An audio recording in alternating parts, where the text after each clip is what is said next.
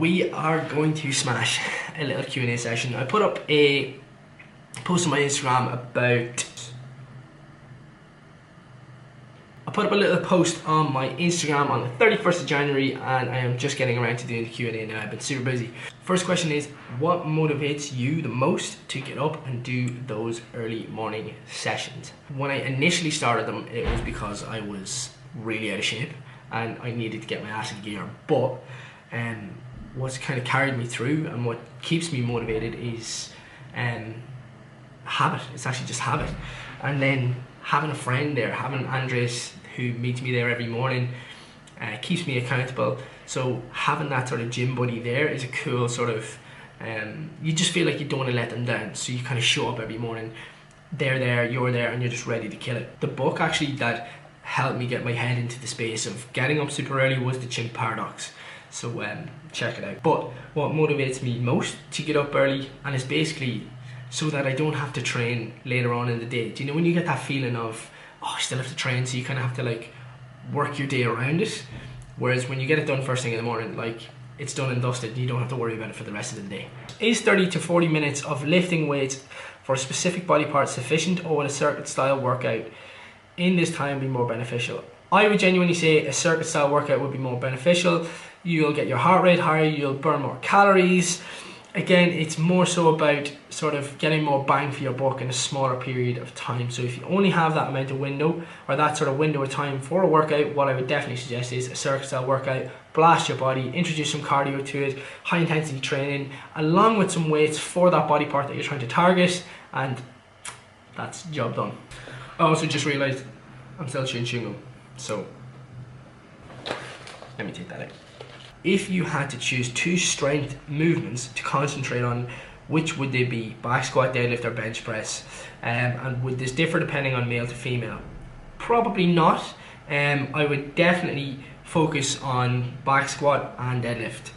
Reason being is that it's one whole half of your body. When you do a bench press, it's just like part of your upper body. But with a squat and a deadlift, you have to recruit so much more muscle than you would a bench press.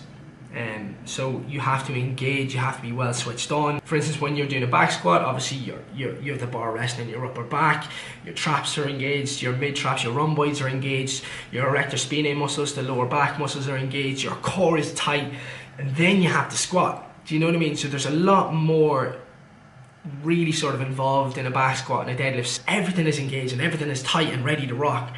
So I would definitely pick a squat and a deadlift versus a bench press, because there's a lot more involved, there's a lot more to think about, and there's a lot more mind muscle connection, there's a lot more to really focus on, and I personally would believe that they're bigger calorie burners in terms of what you're going to get bang for your buck out of those two exercises. So I would definitely focus on a deadlift and a squat over a bench press. This is a really cool question. Where do I see myself in 5 years? Are there any more brands that I hope to be sponsored by? I see myself owning a few businesses, like not just in the fitness industry. I suppose I'm quite creative and I'm always kind of thinking and my head's always going. So I would love to have a heap of businesses. I'd love to be an entrepreneur, proper entrepreneur, and have my hand in like, you know, loads of different things.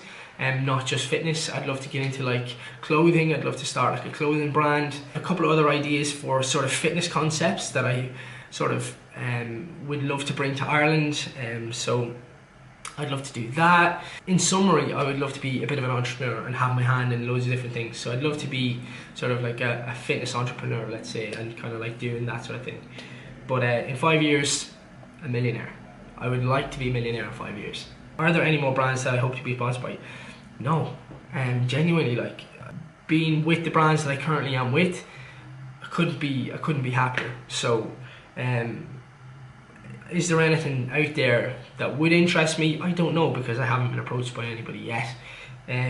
So I've no idea. But no, the guys who I'm with look after me really well, and they're both fantastic, reputable brands. Are you planning on attending Body Power this year, bud? Yes, if I'm in the country. If I'm here, I'm doing a lot of traveling back and forth to the States at the moment. So if I'm here at that time, yes, I will definitely go. More than likely, I will be there with my protein. What are my travel plans this year? This is actually a cool question. Well, I had this crazy idea in my head where I wanted to travel outside the country once a month for the entire year and kind of like do little sort of vlogs on where I've been. So that's something that I would love to try and do. So I've technically done it so far. I've been in New York in January. At the end of this month, I'll be in the States. So from the 26th to the 6th, I will be in the States again. So that's technically 3 months. You could technically go on that one. So that's 3 months out of the 12 that I'm out of the country or away. I would love to go to like Thailand, Hong Kong. I would love to see that end of the world rather than kind of going, you know, towards the States the whole time. I would love to see, I'd love to go to Italy. I'd love to go to Croatia. I would love to travel. Like the more I travel nowadays, the more I'm beginning to love it, and the more I'm like, oh my god, I need to see here, I need to see here, I need to see here.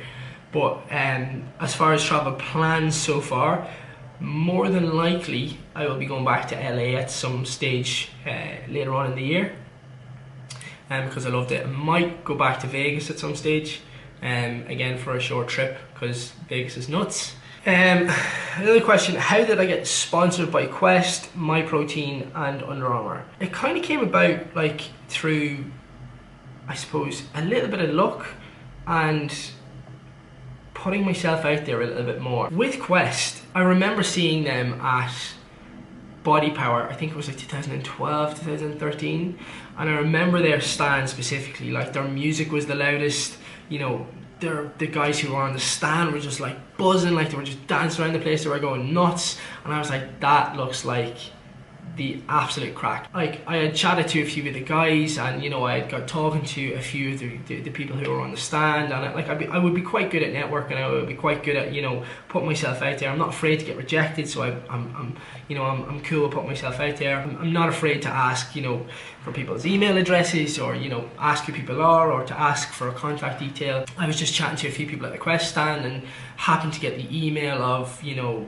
one of the guys in Quest, and to be honest, I emailed like I think 3 or 4 people before I got the right person, and even at that they said no, they hadn't got anything for me. Throughout that year I kept in contact, and I kept saying, you know, listen, anything that I can do to get involved in the brand, please let me know. I was just super eager to get involved in any way, shape or form. I didn't care what it was. I didn't care about the free stuff. I didn't care about getting anything for free. I just wanted to have, you know, I just wanted to do what they do. I just wanted to get involved in any way I could. So I just emailed a few times throughout the year, and I just reminded them that I was still, you know, I was still interested in working with the brand. And that's how the whole Quest thing came about. I got a call a year later, and it was like, you know, hey Aaron, you know, can you come to Body Power? And it was like, yeah, and I was like, yeah. I was like, listen, I'll go and book my flights now. And actually, I remember the call. I was like, yeah, listen, look, I'll go and book my flights now. And they were like, no, like we do that, and you know, we pay for you to come, and we pay you to be there. And it's like, holy shit, like, you know. So, you know, I didn't care. I was willing to pay for my own flights just to be there, you know. So, you know, I think people nowadays expect, like, you know, sponsorships to be like handed to them, and you know, whereas, you know, that's not the way these brands work. It's not the way that you're going to get anywhere in life with these types of brands. So with MyProtein, I was actually in Germany at the time at FIBO with Quest, and I just happened to get talking to a few of the guys in MyProtein, and they just happened to, you know, like my energy. They just happened to like who I was, you know. They happened to like, you know, a little bit about me. So we kind of got talking, and we got talking throughout the whole weekend. You know, it was Friday to Sunday, and we kind of got chatting away, and you know, I seen them, you know, so many times over the weekend. We were kind of chatting back and forth, and you know, just built that rapport. And then, you know, I got an email from one of the guys, Callum, and he was saying, would you be interested in becoming an athlete? And I was like, yeah, for sure. Again, it was one of those brands that I would have, you know, gave anything to have the opportunity to work with, and it was just through networking, putting myself in front of the right people, getting chatting to the right people, and just making it clear to them that, you know, I was super interested in being part of their brand. Same with Under Armour. I got invited to an event in Dublin city centre, and it was like a workout. It was an open workout, and you know, you got a few pieces of clothing and stuff like that to come along, and you know, they wanted to make a cool video out of it. So I was like, yeah, no problem. Came along, and out of pure chance, I had my camera with me, and I was, you know, recording bits and pieces, and I just happened to stick my camera into, you know, somebody's face, and it just happened to be the right person's face. It was pure luck. The guy who I, you know, obviously just jammed my camera in his face and started asking other questions, just happened to be the guy who basically takes on the athletes for Under Armour. And you know, so it was a weird kind of way that all kind of came about. It was kind of, you know the way they say the universe brings stuff to you that you really want, and it was kind of like, you know, I kind of just went over and was like, hey, what's this event about, and you know, and what are we doing? And I just asked him a ton of questions, and I was like, this is for my YouTube, and you know, asked him a few questions, and you know, he connected with me on Twitter, and I kind of just went from there, and we kind of made the connection there. And he was like, I love what you're about, I love what you do, and I love your backstory, and this, that, and the other, and that's how the sponsorships came about. But the advice that I would give to people who are looking for sponsorships or seeking sponsorships is, don't go with the intention of getting free stuff. If you love a brand and you like a brand, make it clear to those people that you love that brand. Make it clear to those people that you would do anything to be involved with that brand. You can't just go to somebody and say, you know, oh, I love your brand, and it's like, well, you know, what do you love about it? It's like, you know, you can't do that. It just doesn't make it doesn't show any loyalty to the brand. It doesn't show that you know anything about the brand. You know, it's just not a good situation to be in. Or for instance, like, let's say somebody approached Under Armour, or if I went up to Under Armour and said, you know, oh, I'd love to be sponsored by your brand, or like, I love your clothes. It's like, well, what have you bought from Under Armour? Well, nothing. It's like, well, how do you love our clothes and you've never bought anything? So it's, you know, you gotta actually believe in the brand, and you gotta love the brand, and you gotta get into it. It's not just something that you walk up and say, hi, you know, I have a social media following, give me free shit. It doesn't work like that. I don't have the biggest social media following yet. I'm sponsored by some of the biggest brands in the world. So, you know, it just goes to show you, it's not just the number on a page that makes the difference. Another question is mobility and how often. And I actually started doing mobility work probably about a month ago. And I started doing it every day. Well, actually less than a month ago now. And I actually started using this. So it's the Nike training app. And basically you go on, and there's loads of cool mobility workouts. They're all my favorites. These are all my favorite workouts, but there is so many cool mobility workouts on this. There's also cool fat loss workouts. There's also cool, like, you know, little strength and conditioning workouts. It's really, really slick. I just do it and do like a 15-minute sort of like full body mobility session every day. If you only have 3 days a week, do it 3 days a week. If you have 4 days a week, you have 4 days a week. Allow yourself whatever time, but it only takes, you know, 15 minutes, you know, every other day. So if you haven't got mad amounts of time, 15 minutes every second day is all good. But genuinely, get on that Nike training app. It is slick as hell. Another option is to check out YouTube and check out a guy called Kelly Starrett. He has this YouTube channel called Mobility WOD. You can see it there at the top. Tons of mobility workouts. This is the same guy who wrote The Supple Leopard. The question was things that boost your bulk apart from eating and good rest. Simple one with that one is train your fucking ass off. Lift as heavy as you can. The other thing I would say is frequency. So the amount of times that you train a body part, or the amount of times that you train a specific type of muscle group. So like maybe you do your deadlift sessions, you know, twice a week. You do your leg sessions, you know, 3 times a week. You know, lift the frequency of the amount of times that you do a certain workout. Really good question, and this is going to be our last one because I don't want this video to run for ages. How do you get back on the bandwagon after falling off without punishing yourself? Well, you just got to accept that, you know, that's life. You know, if you fall off the bandwagon, it's no big deal. The main thing that I would say is that there's no point in punishing yourself, because you're going to be no better off. You're not going to be skinnier within 24 hours if you hit the gym for 3 hours the next day after eating loads of shit. You know, you're not going to be automatically skinnier. The only sort of solace you will get in that is here in your mind. You know, you'll feel like you've oh my god, I've undone all of that bad food that I've ate, but physiologically, no, you won't. You're still in a calorie surplus.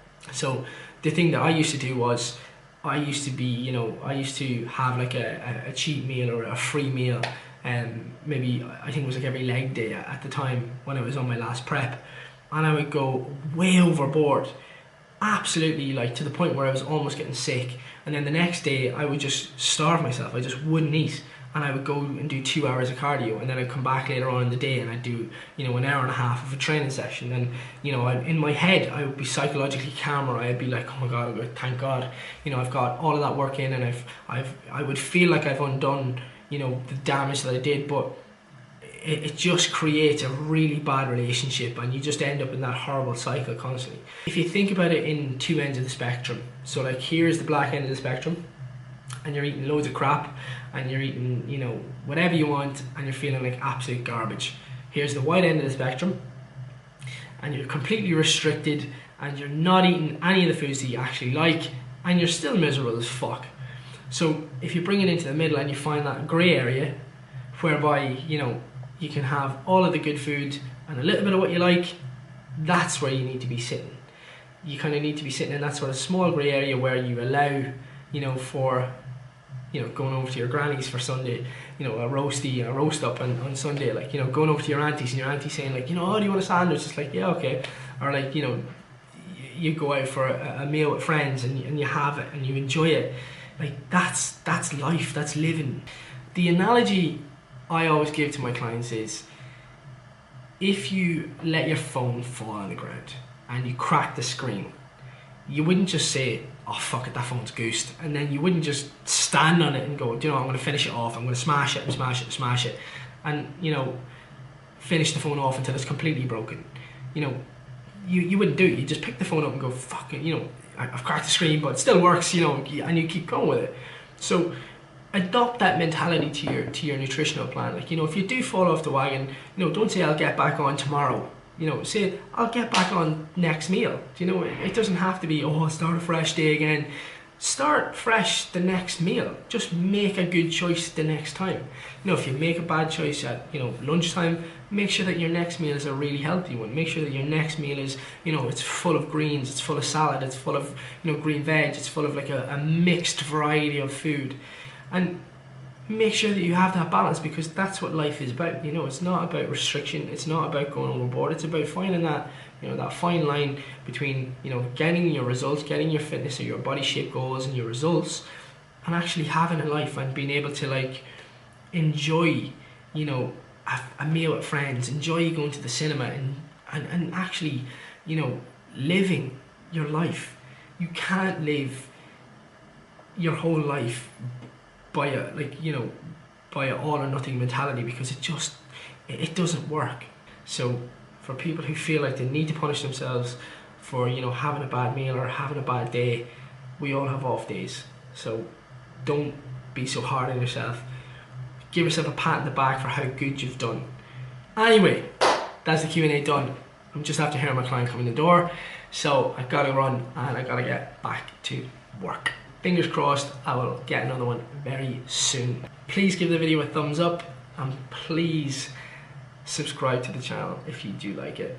Thank you so much for watching, guys. Really appreciate you guys watching, and catch you guys next time.